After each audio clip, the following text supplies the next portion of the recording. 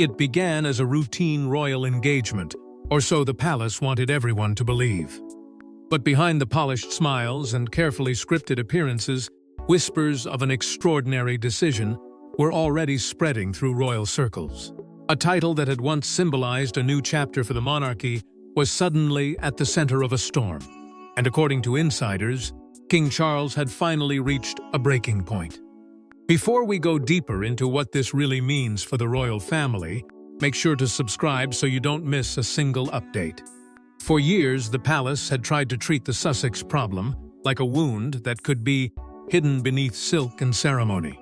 Every statement was careful, every silence was measured. Every royal appearance was arranged to suggest that the institution was calm, steady, and untouched by the chaos surrounding it. But those closest to the royal communications machine reportedly knew something had changed. Senior advisors were meeting more often. Private notes were being exchanged. Legal language was being reviewed with unusual care. And at the center of it all was Meghan's royal status, the Duchess of Sussex title, and the growing fear that one name was carrying more controversy than dignity. Reports suggest Charles had resisted taking any extreme step for as long as possible, not because the palace was blind to the damage, but because removing or challenging a royal title is never simply personal. It cuts into history. It shakes public memory. It tells the world that a bond once blessed by monarchy has reached a place beyond repair. Yet insiders claimed pressure was building from every side. Some believed the monarchy could no longer allow royal titles to be used as symbols of distance, grievance, and public dispute. Others warned that any move against Meghan would ignite a global firestorm. Charles, already carrying the burden of a fragile reign, was said to be trapped between mercy and monarchy. But the more the palace tried to contain the whispers, the louder they became. Media outlets noticed sudden movement inside royal offices.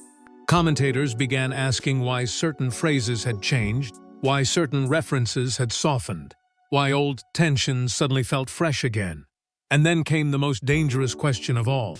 Was Meghan still connected to the crown in name only, while standing outside everything the title was meant to represent? That question, once spoken quietly, became impossible to bury.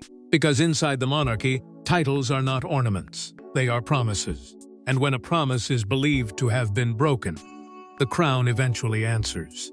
But the shocking statement that stunned royal watchers did not appear overnight.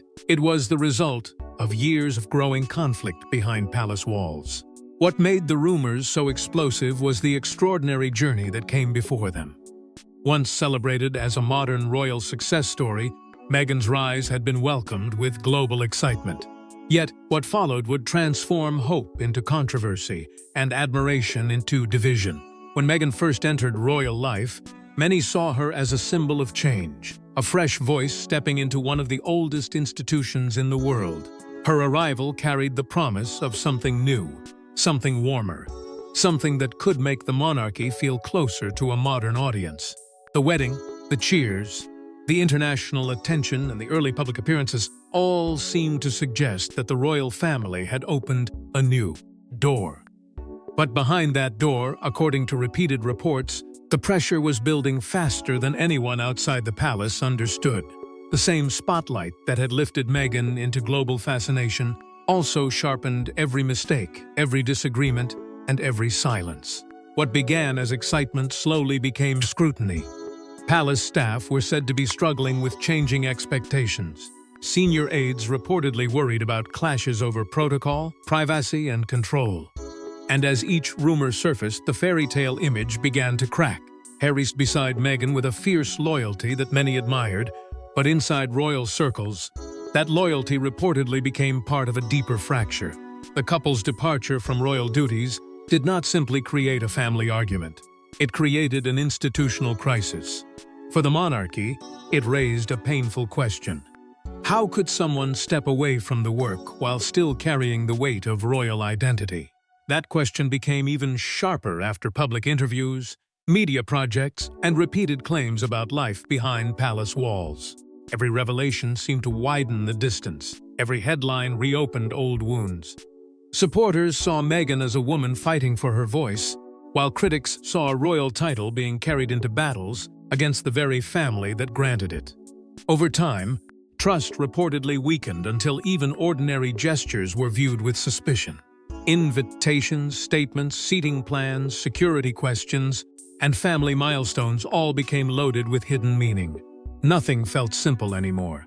Charles, watching from the center of a reign, already marked by personal strain and public pressure, was said to understand that the issue was no longer only about Meghan and Harry. It was about what the crown could allow, what it could forgive, and what it had to defend. The old warmth had turned into a cold calculation, and behind palace walls, the Sussex title had become more than a name. It had become the symbol of a broken bond that no carefully worded statement could fully repair. As relationships weakened and divisions deepened, attention began shifting from personal disagreements to something far more symbolic: a title carrying enormous royal significance. To many people, Duchess of Sussex is simply a title. But within royal history, titles represent far more than prestige. They symbolize duty, loyalty, and a connection to centuries of tradition. That is why whispers about its future sent shockwaves through royal circles. Inside the monarchy, a title is never just a decorative phrase placed before a name. It is a marker of trust, a signal that the person carrying it stands within the long shadow of the crown and accepts the weight that comes with it. The word Duchess carries ceremony, expectation, and public meaning. It links the present to the past, tying one person's identity to a system built on service, silence, and discipline. So when Meghan continued to be known across the world as the Duchess of Sussex after stepping away from official royal duties, the debate became far more serious than a family argument. It became a question of royal identity itself. Supporters saw the title as part of her history, something granted through marriage and tied to her place in Harry's life. Critics saw something very different. They argued that a title connected to the crown should not be carried into interviews, deals, speeches, and public battles that seemed to deepen the divide with the institution. And that was where the tension sharpened, because the Sussex name had become more than a personal label. It had become a brand, a shield, a reminder, and for some inside royal circles, a wound that refused to close. Reports suggest that palace advisors had watched this debate grow for years, quietly measuring the damage each time the title appeared beside another controversy. Every mention carried power. Every headline tied Meghan back to the monarchy, even when the relationship itself appeared frozen. That was the painful contradiction Charles reportedly could not ignore forever. How could the crown protect its dignity while a royal title remained at the center of endless dispute?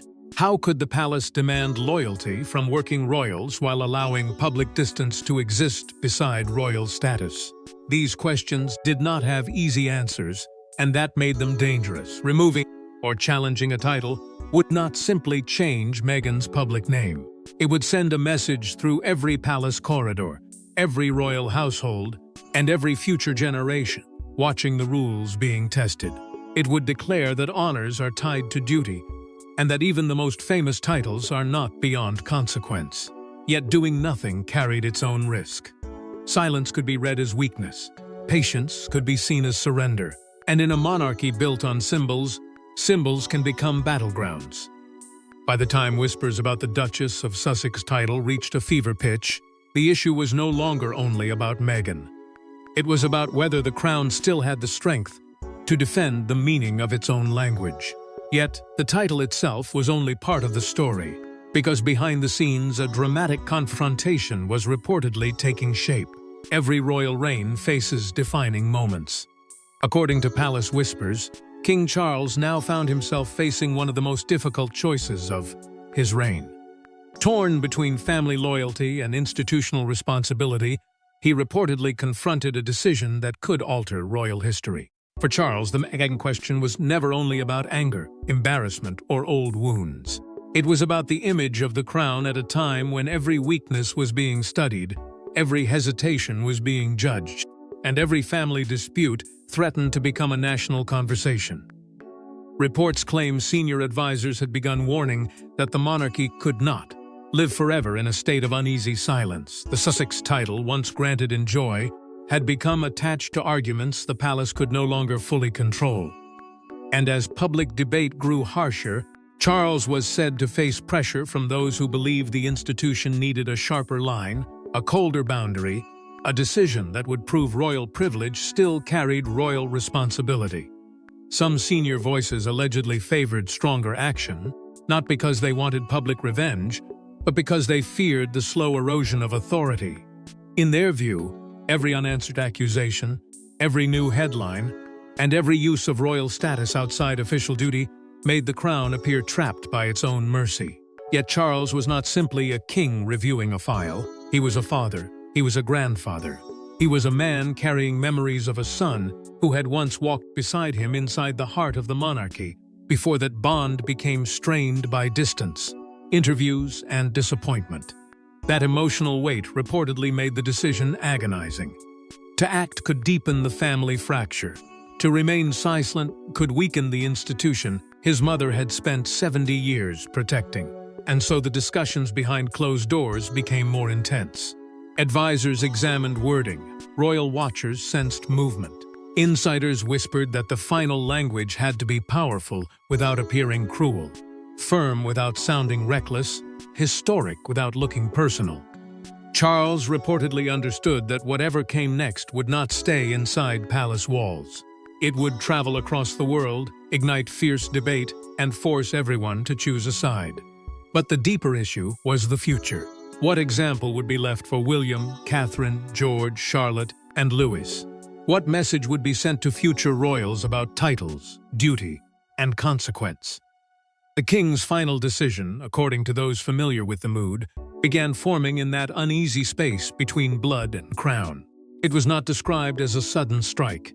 It was a slow tightening of resolve, the kind of decision a monarch delays until delay itself becomes impossible. And once that point arrived, the palace could no longer hide behind soft words and careful pauses. When the long-awaited statement finally emerged, the reaction was immediate, emotional, and impossible to contain.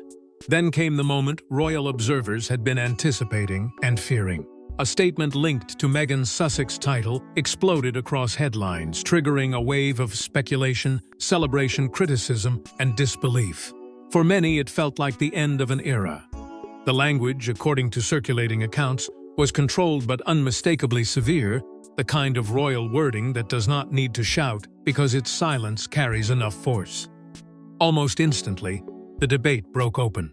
Some saw it as the king finally drawing a line after years of public strain, a painful but necessary act to protect the monarchy from being dragged deeper into personal conflict.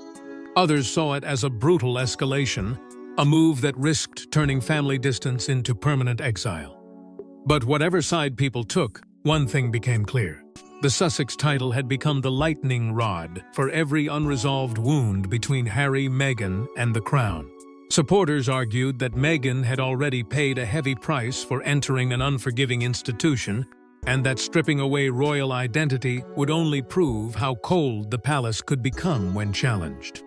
Critics answered with equal force, claiming that titles linked to the monarchy must carry responsibility, and that royal status could not remain untouched, while the institution itself was repeatedly questioned in public. Online, the reaction became a storm of loyalty, anger, memory, and accusation. Every old interview was pulled back into the conversation. Every past claim was measured against the new statement. Every royal silence suddenly felt loaded with meaning. Commentators began asking what this move truly represented. Was it punishment? Was it protection? Was it a warning to future generations that the crown would no longer allow royal titles to live separate from royal duty? And then came the question no one could avoid. Where did this leave Harry? Because while the statement centered on Meghan's title, its emotional blast reached directly toward him. Harry's own identity, his place within the family, and his future relationship with his father were suddenly thrown into even deeper uncertainty. International media amplified the controversy until it was no longer just a British royal issue, but a global argument over power, family, race, privilege, loyalty, and revenge. Palace insiders reportedly feared the response, but they also knew that hesitation had its own cost. The monarchy had stepped into the storm deliberately, and once it did, there was no easy path back to the softer language of reconciliation. The statement had not ended the Sussex saga. It had transformed it. It turned a long-running dispute into a defining test of Charles's reign, and behind the immediate noise, a darker realization began to settle over royal circles. But while headlines focused on the immediate drama, the larger consequences were only beginning to unfold. Lost within the chaos was one figure who seemed trapped between two worlds. Prince Harry, once one of the monarchy's most popular figures, suddenly appeared caught between loyalty to his wife and the institution that shaped his entire life. For years, Harry had presented himself as a man choosing family on his own terms, standing beside Meghan against pressure, pain, and what they described as an unbearable royal system. But this controversy placed him in a far more painful position. Because this time, the argument was not only about interviews, security, or old accusations. It was about the title connected to his marriage, his children's identity, and the fragile thread still linking him to the House of Windsor. Reports suggest palace watchers immediately began asking whether Harry had been warned, whether he had been included in any private conversation, or whether the statement landed like another cold message from a family already divided by distance. Public sympathy, once simple, became sharply split. Some saw Harry as a husband forced to defend the woman he loves from the full force of royal tradition. Others saw him as the prince who had walked away from duty, then watched the consequences arrive at his own door. That contrast made his position almost impossible. If he pushed back, critics would say he was once again attacking the monarchy. If he stayed silent, supporters might wonder whether he had accepted the humiliation. And if he sought reconciliation, the question became whether the palace would still trust him enough to open the door. Analysts began discussing the private emotional cost. For Charles, any decision touching Meghan inevitably touched Harry. For William, the issue reportedly cut into deeper wounds of brotherhood, betrayal, and future responsibility. For Catherine, it added another layer of strain to a family already carrying years of public tension. Nothing about this controversy stayed neatly contained. It moved through the family like a crack in old stone, widening with every headline. The possibility of reconciliation, once held up as a distant hope, suddenly seemed more complicated than ever. Could there be a path back after such a public blow? Could Harry return to royal trust while standing beside Meghan in defiance of the same institution? Could Charles balance a father's longing with a king's duty? These were no longer soft questions whispered by commentators. They became the emotional center of the story. Because behind every royal title is a family, and behind every family decision inside the monarchy is a constitutional shadow. Harry was not merely watching from the sidelines. He was standing at the crossroads of love, legacy, anger, and belonging. And as the palace measured the fallout, one truth became painfully clear. Any move against Meghan's title would reshape Harry's future too, whether he resisted it or not. As attention turned toward Harry, another question began dominating royal discussions: what happens next? Royal history is often shaped not by grand ceremonies, but by quiet decisions made behind closed doors. If this controversy truly marked a turning point, then it could signal the beginning of a very different monarchy under King Charles. For years, the palace had tried to absorb the shockwaves around Harry and Meghan without allowing them to redefine the crown itself. But the reported action over the Sussex title suggested a harder strategy, one built less on patience and more on protection. Inside royal circles, the message seemed unmistakable.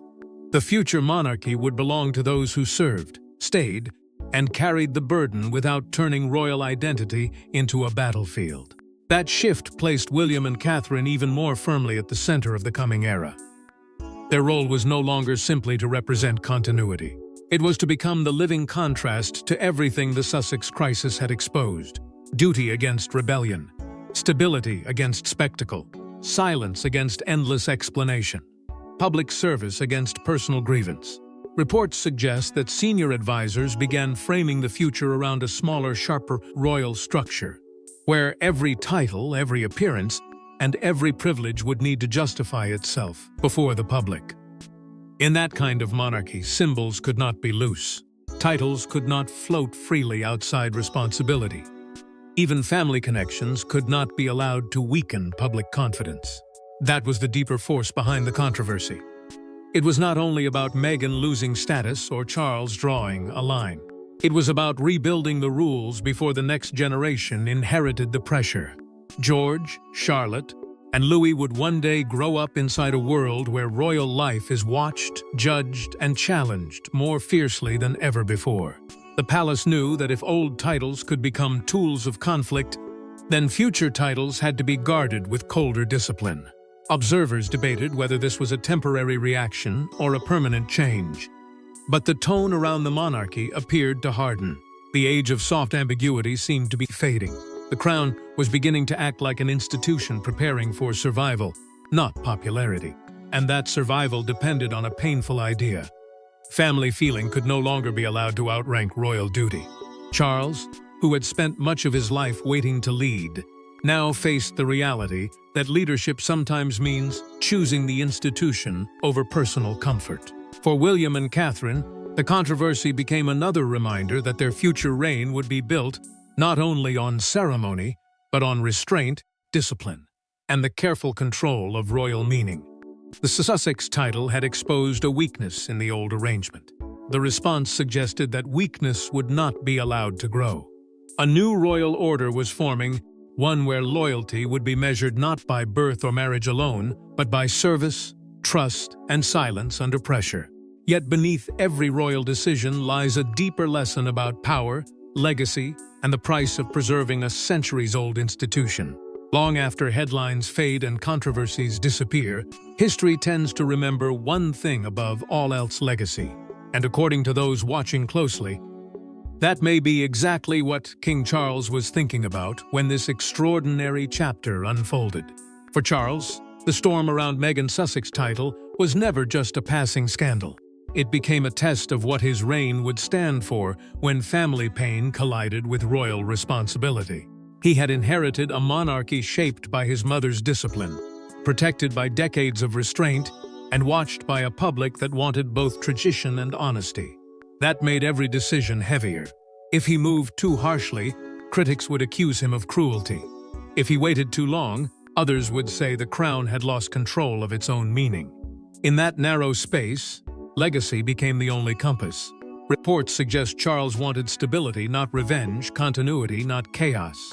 But even stability can look brutal when it requires a family to face consequences in public. The Sussex title had become a symbol of that conflict, carrying memories of a hopeful beginning, a painful separation, and years of words that could not be taken back. Public opinion continued to shift with every new claim and every royal response. Some believed Meghan had been treated unfairly by an ancient system that resisted change. Others believed the monarchy had shown too much patience for too long. And between those two views stood Charles, trying to guard an institution that survives only when people believe its symbols still matter. The deeper tragedy was that no statement could repair the human damage beneath the royal language. Questions about Harry, Meghan, William, Catherine, and the wider family remained unresolved, hanging over the future like a shadow that refused to move. Could trust ever be rebuilt? Could distance become peace? Could the monarchy balance compassion with authority without tearing itself further apart? Those questions gave this story its lasting force. Because beneath the headlines was a much older struggle. Tradition against change, duty against freedom, loyalty against personal truth. The crown has survived centuries by adapting, but it has also survived by drawing lines when its identity feels threatened. That is why this chapter felt so dramatic. It was not simply about one title or one statement. It was about whether royal status can remain meaningful in a world where image, media, and personal branding move faster than palace protocol. Charles may have hoped to close one painful chapter, but instead he opened a larger debate about what the modern monarchy is willing to protect and what it is willing to lose. And while the final verdict may belong to history, one thing is certain: the debate surrounding Meghan, the Sussex title, and the future of the monarchy is far from over. Thanks for watching. Please don't forget to like and subscribe, and we will see you in next one.